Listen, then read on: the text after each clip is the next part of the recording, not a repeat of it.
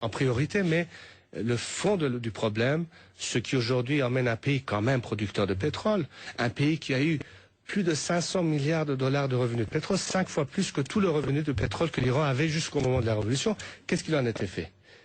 Où est parti tout cet argent? Pourquoi est-ce que nous devrons aujourd'hui être à ce siège où il y a tant de famine, de pauvreté, au niveau du seuil de la pauvreté, au niveau du chômage, au niveau de l'inflation, au niveau du coût de vie? L'Iran aurait dû, en 30 ans, devenir aujourd'hui où se trouve la Corée du Sud. Par contre, on est beaucoup plus proche de la situation en Corée du Nord.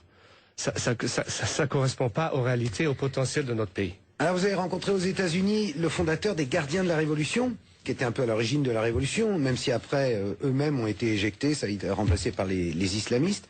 Vous prônez finalement une sorte de réconciliation nationale. Est-ce qu'en France, vous allez rencontrer l'organisation des Moudjahidines du peuple d'Iran?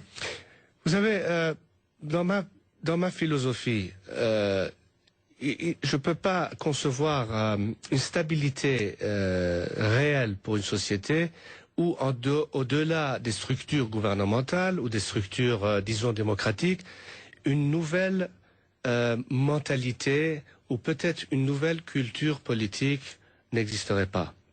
Il ne suffit pas d'avoir juste les structures, il ne suffit pas juste d'avoir un document, disons une constitution. Il faut qu'il y ait vraiment un changement de cap dans notre attitude et comportement.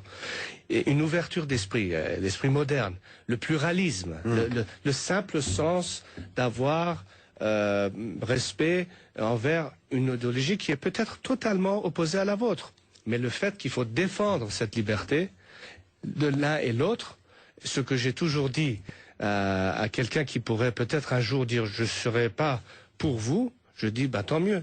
J'espère que ce droit que nous voulons obtenir, nous pouvons l'avoir demain. Mais c'est en défendant votre droit d'être contre moi que je défendrai mes intérêts un jour, et j'espère l'inverse. Vous voyez, c'est un principe de quoi je parle. On va écouter et là, je parle avec tout le monde. Je parle avec des gens qui auraient pu être révolutionnaires. Ouais. Peu importe. L'important, c'est qu'on puisse se retrouver aujourd'hui dans une formule consensuelle. Alors, on va écouter un petit sonore polémique de Bernard Guetta de France Inter qui, lui, je crois, n'est pas d'accord avec vous. On regarde. Je ne crois pas du tout qu'un soulèvement populaire contre le régime soit d'actualité, et heureusement pas, parce que cela déboucherait sur un bien inutile et superflu bain de sang. Quant à un appel au retour de la dynastie Pahlavi, j'y crois encore moins. Les Iraniens aspirent certainement à la démocratie, certainement pas au rétablissement de la monarchie impériale. Nous parlons d'un choix. Et le choix ne peut se faire qu'à travers un processus où les gens sont libres de décider. C'est de ça que je parle. Je ne prévois pas un alternative particulier, je parle d'un processus démocratique. Pour moi, la formule reste, avant tout, le fait que nous puissions, après avoir réussi à se débarrasser de ce régime, avoir une période de transition dans laquelle un gouvernement provisoire gère les affaires du pays.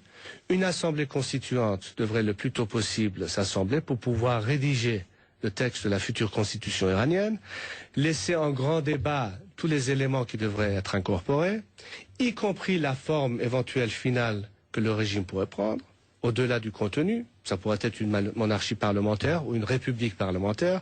L'importance, là où je souligne, c'est que nous voulons en majorité consensuelle, que ce soit de gauche ou de droite, monarchiste ou républicain, un régime démocratique parlementaire laïque. Je souligne le mot laïque, oui, parce que c'est extrêmement important. Et cela dit, laissons le vote aux Iraniens. Pour moi, ce qui importe, c'est qu'on soit libre. Pour moi, ce qui importe, c'est que le fond de la question reste le contenu du système, et pas la forme. Et il y a des opinions différentes, bien sûr. Reza Pahlavi était avec nous sur BFM TV. Merci beaucoup et bonne chance pour votre combat. Et dans un instant, on se retrouve pour le Web de Zéro. À tout de suite.